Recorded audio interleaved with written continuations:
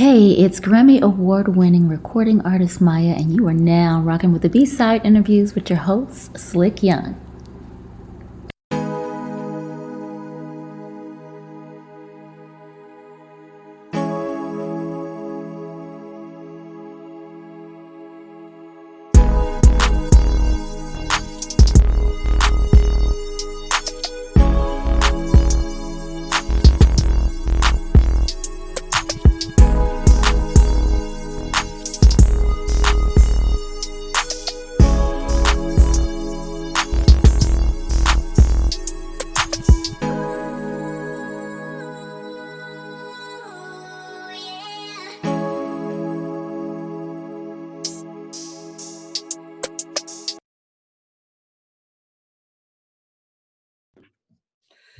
What up, world? You're now tuned in to another episode of the B-Side Interviews. I got the fam with me. I am your host, Slick Young. The number one host, Mr. Ground Beef Washington, is running a little late. So while he's running a little late, I guess we're just going ahead and do the show without him. We got Mr. Chris. What do you call you? Hot Wings Evans. We gonna Yeah, run. you know what? I gotta come up. Everybody got a name. Mr. Nah, Hot. I'm doing Chris Evans, but you know what? Let's take it back to my high school days. I was known as Nonchalant. So you call me Mr. Nonchalant. So everybody got the Mr. and the Mrs. on the name. You know, we'll do it like that. Right.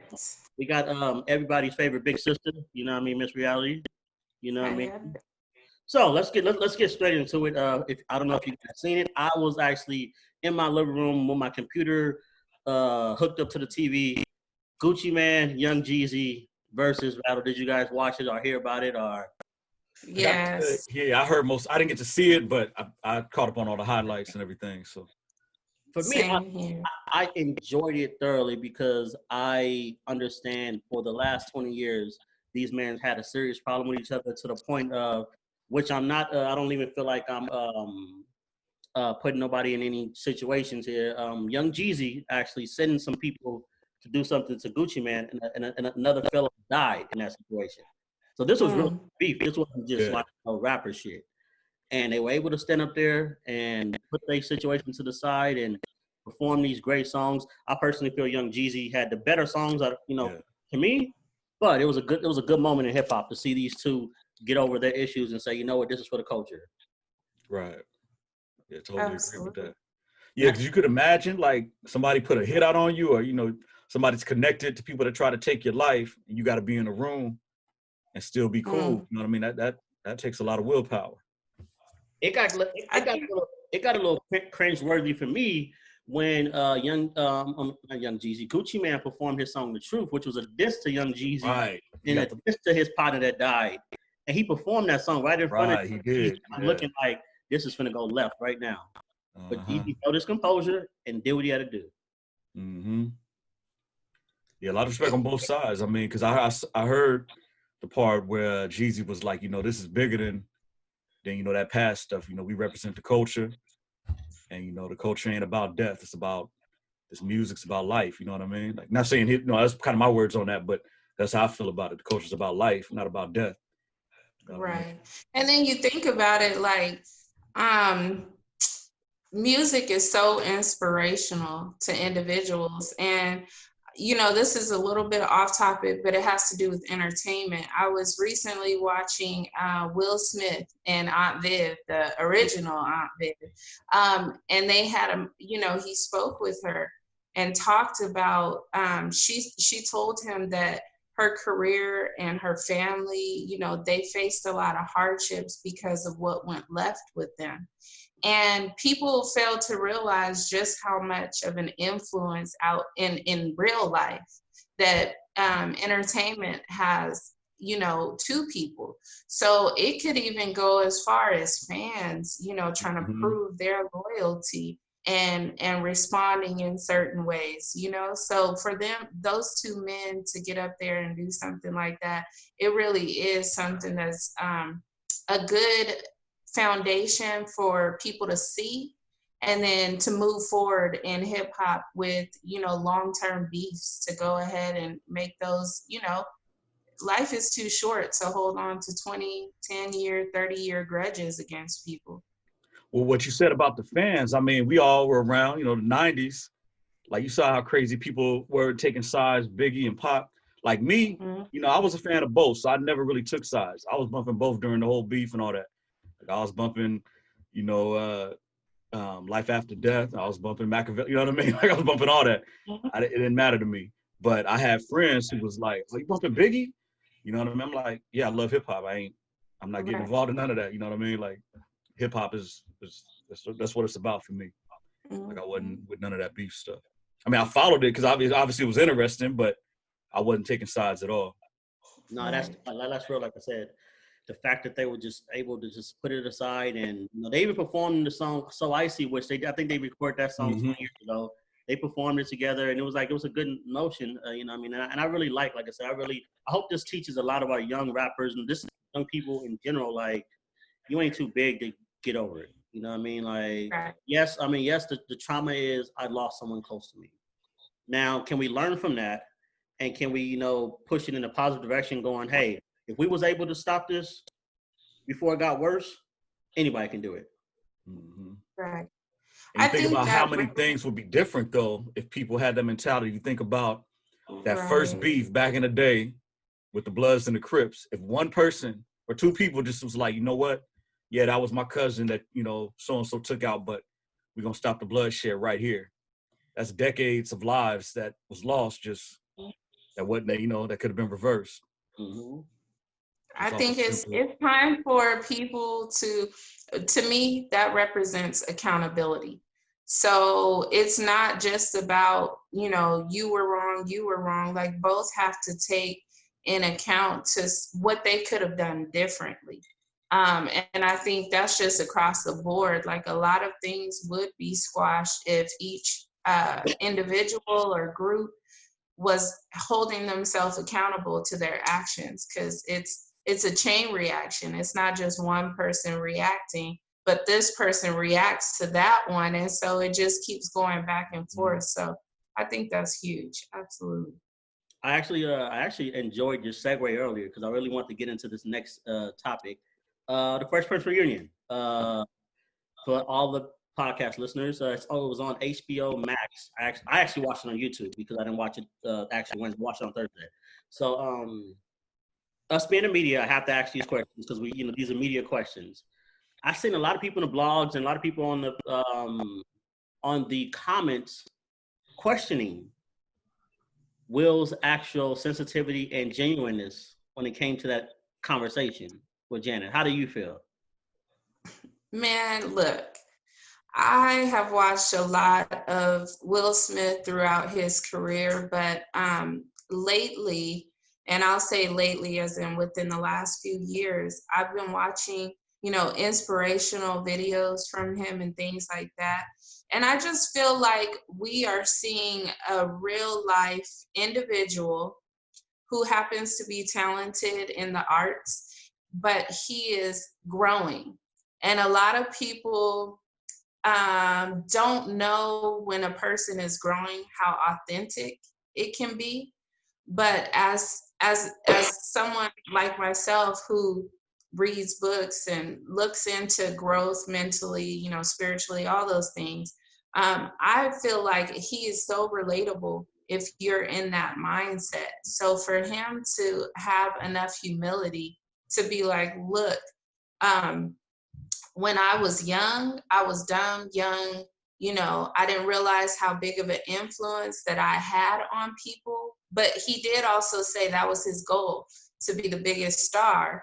And so that shows that he was that. He influenced that many individuals with his yes, no, you know, I like this, don't like this. And so to see him, even after all these years, take the time and at first I was like, I haven't heard him apologize yet, you know? So I was like, okay, is it genuine? You know, you can have a moment, but just one thing that I realized was the accountability portion. He didn't say, well, the reason I did this was because I was young. He did acknowledge that, but he said, you know, I'm sorry this hurt you. I'm sorry that, you know, the ripple effects. I didn't know at the time, but I'm sorry.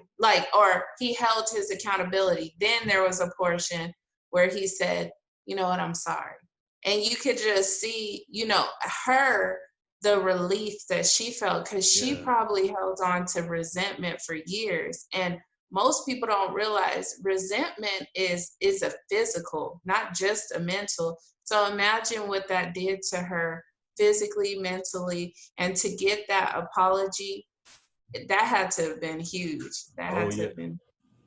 No, I agree, because I sat there and, like I said, I sat there and watched it, and I'm just like you. I've been watching Will do interviews. I actually follow him on his own little YouTube page, and him growing. And the first thing I asked myself when I was reading those blogs in the comments was, did you guys want him to kiss her ass? Like, what did you want him to actually do? Get on one knee and beg for forgiveness? I didn't understand what was going on. And then I looked at it from both perspectives. I looked at it from her perspective. She got the closure she wanted, but I also can look at it from her perspective and go, maybe she wanted him to have a little more emotion. But on the other hand, I've watched Will grow. You know, so me watching Will grow, he wasn't gonna sit there and cry and say, please forgive me. He knows he did wrong, or he knows it was whatever confusion was going on, and he's healed from that, and he wants to help her heal. And that's that. You put it so clear, man. Like, I can't even add on. I was gonna follow up with my thoughts, but that you touched on it right there, man. Like, he was healed, you know, and from his point of view, but what he did was more for her. Will is growing. You see how much an entanglement can help you grow? You know what? We are not about to even start with the entanglement. And you know what? I do think it's funny because, not funny, the situation, by the way, but the fact that so many opinions about that situation. And to me, I feel like a lot of those opinions come from individuals who haven't gone through maybe ups and downs in relationships, because a lot of people forgot about the times. Lights went out, y'all. A lot of people forgot about the times when Will was in the blogs and stuff for being promiscuous and things like that. No. Don't disrespect Will. Will wasn't in no blogs. Wait, no, I said he was in them. I didn't say they were true or untrue. But what I am saying is, it just goes to show how the society looks at a woman infidelity. It is so different than how men's infidelity is viewed. And it was just appalling that she may have, you know, to find out she cheated on him. And I'm like, nobody knows. They've been together for years. There's been a lot of rumors about what they have or haven't done, but it just goes to show that they at least did something mature by addressing to the public their situation and move forward. Because 20 years with somebody, I don't care who is saying whatever, but you don't know what you would do in that situation. And if you dedicated 20 years of your life to an individual, it's not that easy to just say, you know what, you did something disrespectful, I'm dipping, because you built a whole, 2 decades with someone. It's probably close to half of their lifetime. So, I feel like they're going to stay together. I wish them the best, but that is a true definition of the ups and downs of a lot of relationships these days. But okay, so my question to you is, all right, in that situation, let's just say 20 years. I don't necessarily know how long it's been with them. But in 20 years, how many times do you accept messing up? Now, I'm not blaming Jada for anything. I'm not saying Jada did anything wrong. I'm saying, we've all seen the same interviews from Will and Jada, and you have situations where Will is like, well, I never really understand the her and Tupac situation. So let's just say hypothetically, she was dealing with Tupac while she was dealing with Will, because she couldn't make up her mind. And then, I heard years later, she was dealing with Eddie Murphy on some shit. So you go fast forward, now she's dealing with August. How much does Will have to take in that situation? Just, playing devil's advocate, how much does he have to take in that situation? I think it's dependent upon I feel like there's an unspoken, like in the media, agreement that they've had in some sort. So I don't even mean that they said, oh, you can be with 5 people and it be, put out in the media before I leave you. That's not what I'm saying. What I am saying is, I think that Will may not be innocent as to never have done something that Jada felt like was a cheat. And that's everybody's definition. Cheating can be emotional cheating. Cheating can be sexual. It can be a lot of things. So we don't know. And that. I mean, exactly. I mean, because the thing is, August was an anomaly to whatever situation they had going, which means they probably had been doing stuff like that and the other people were just quiet about it. But August was like, nah, we're gonna hear about my story. You know what I mean? Right. So he was an anomaly to their situation. He kind of ruined what they had set. Right. You know, from what you're saying, I agree with you. You know, and I think that's the case. It's like it wasn't supposed to come out. Is the deal. And I think August really, really, really, really. I watched his interview. I think he really, really fell in love with her. Yeah. And I think maybe, you know, when some people fall in love and it's a situation they shouldn't be in, I think that some people make up in their mind that that person may leave the person to be with them. So for me, I feel like August probably either thought this was going to go on forever, or she was going to eventually love him more and leave. Mm-hmm. And I think he couldn't take the fact, you know, he's still young too. So Jada, all them years, Jada's beautiful. You don't know what type of finesse she has behind closed doors. This is exactly. She older. She knows what she's doing. This is exactly what happened. Like, I'm gonna leave it at that. This is exactly Jada flipping off walls and hold on. This is exactly what happens when you have a couple who has an open relationship. You got the mama cougar who might got that fire, right? And then she got a little side chick. August was a side chick. August was a side chick that caught feelings that should have never caught feelings in the first place. So he blew up the whole scenario. Yeah. So at the end of the day, I do believe her and Will play around. You know what I mean? At this point, they've been together forever. You got to spice it up. You got to do it, whatever you got to do in your own home. I just think August caught feelings and blew the whole scenario up. Yeah. August messed it up. He did. Because August messed it up for me. I was finna DM Jada. So no, but see how you just said. You said August was the side chick. I have a problem with that. I have a problem with it only because it's almost frowned upon that men have strong emotions like that, and it's like, oh, he's a snitch, all this stuff. He's human. So I feel like he's doing with a natural reaction for someone who may be emotionally immature. You know, maybe he wasn't ready for that situation, because if he was, he never would have revealed it. So emotionally immature, he talked about having a drug problem. She helped him through that. So she meant a lot to him. And I just think that, you know, given the right opportunity, we don't know if he just got a text from her. He been trying to hit her up and she like, I'm done. Oh, you know what? I got this interview. He told this random, that's how you know. It wasn't even, the interview wasn't even this huge tabloid or like this breaking like story. It was almost as if maybe he had the interview and he was like, I'm spilling it. Like, you know, what else? I need people to know my hurt. That's pretty much. Yeah, that's a good point. It could have been something where just that day he was on the phone, or like you said, got a message. Yeah. But it was just like went to the interview like, all right, this is the time right here. Right. But for me, what I don't like about that is, it just so happens you put out the interview the day of your album drop.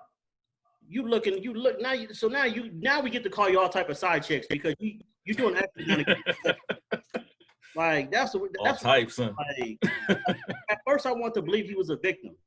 I was like, you know what, he may have fell in love with this woman. This woman may have did him dirty. He seen pictures of them in Jamaica and was like, how come I wasn't invited? And she was like, Will said it was all bad. I don't know the scenario, but when you decide to drop this interview on it wasn't leaked. This came from your YouTube page. On the day your album dropped, you playing the system at this point.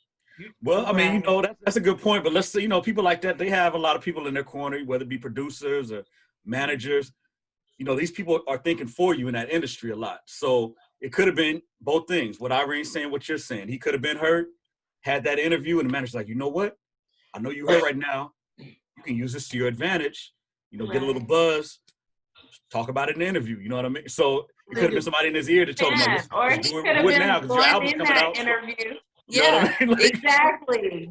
So, The album's coming out. right. He go in that interview. He was like, you know what? I'm tired of, because that happens. Women do that all the time. They bust. You know, I've seen videos, women going dressed at the wedding with the bride to be, and y'all both, you know, they're both standing there. People go crazy, you know, over lust, love, infatuation, whatever you want to call it. So I just feel like and he is responsible. You know, he's a grown man. He may have been impressionable, but at the same time, he knew what he was doing. He knew that he shouldn't do that, you know, and he's never played their game, obviously. So I want to speak for me. I'm speaking for me.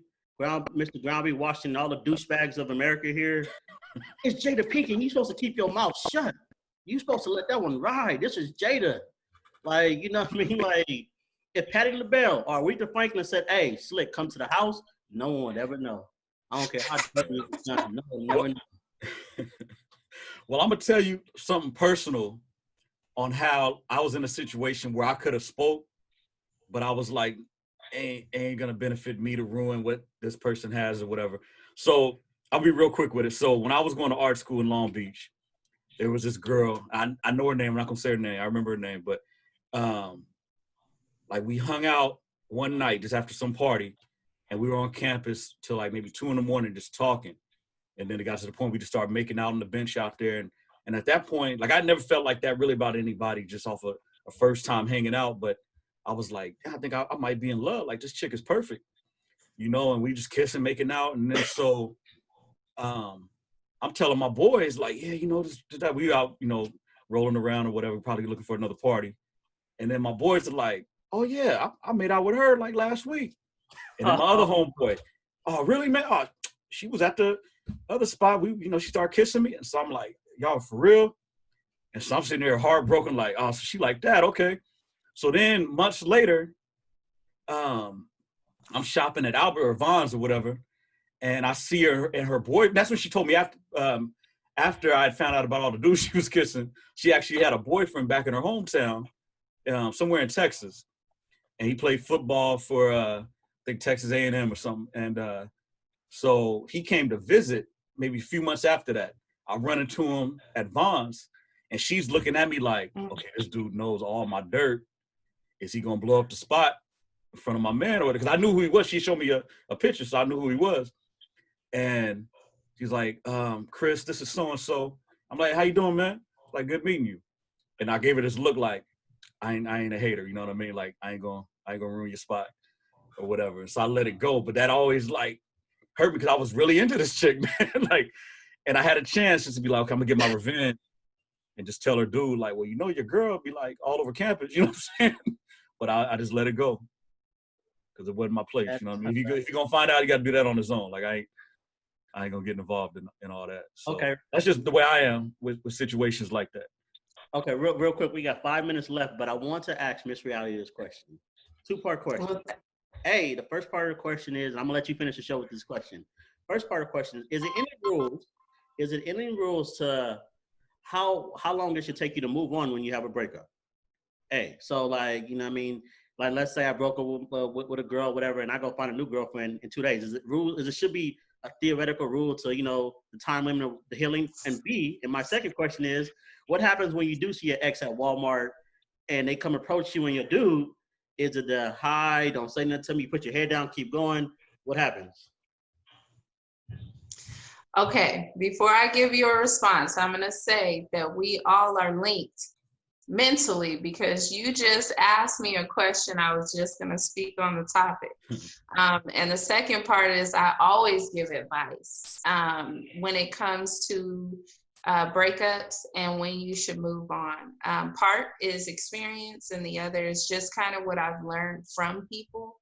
And then I read a lot, so that also. But I always say that when you are in a relationship and you break up, it usually is going to take you either half or the full time that you were in that relationship to fully get over that person. So for instance, if you were with someone for 2 years, it's going to take you half of that time or the whole 2 years to get over that person naturally. And I say that because when you first get with someone, what do? You always talk about them, right? Everything about them is just euphoric, and you just vibe. Not 9 times out of 10, if it's a normal type of relationship. And when you are starting to break up, or you break up with someone, what do? You talk about that person all the time. You vent to your folks, or you say where you went wrong, where they went wrong. But you've been emotionally attached. So for me, in the relationships that I've had, I felt like that was accurate. But also just watching people having friends, family, coworkers, whatever, and I've seen the motions that they go through. So I think that, I will say this, getting with someone as a rebound, or when you're not ready, maturely speaking, that's not the right thing. Now you got certain friends who will say, like, the best way to get over somebody is to get with somebody else. But now you are opening up the door to have emotional attachments with 2 people, and one you haven't fully gotten over. So you may bring into those emotions into the new relationship. So that's something to think about. But as far as the second question, go ahead and repeat that back to me. If you just see your ex at Walmart or something, you got your husband with you, and he want to come say what's up, like, how does that work? I've experienced that. I've experienced seeing somebody that I talked to at some point, and they may be with someone, or I'm with my spouse. And I just think, overall, if you happen to be in the vicinity and how you doing? The problem is with a lot of men that I've seen, even if we didn't date, like, let's say they tried to hit on me, they'll literally act guilty. And so for me, I feel like, well, one, were you in a situation, an entanglement, before, and you were doing wrong when you tried to approach me? Or is it that just that your mate is not comfortable with you speaking to the opposite sex? I mean, there's so many things. For me personally, I feel like I've gotten over that type of level of thinking. I feel like, the past is the past. So if something did happen in those situations, it's just a part of who you became. You're now moving forward. So saying hello to me it's not the end of the world. Now, granted, if it was somebody you had a toxic relationship, and you don't want to talk to them, I can completely empathize and understand that. But if you went on a couple of dates with somebody and you happen to see them and they say hello, don't start acting guilty. Don't act like you did something wrong. That could have been 5 years before. You acting like you guys just snuck off 2 weeks ago to the Bahamas or something. So I just think people, sometimes they think too much. They think too deep off into things. It's just a part of life. You're going to run into people unless you move to a new place.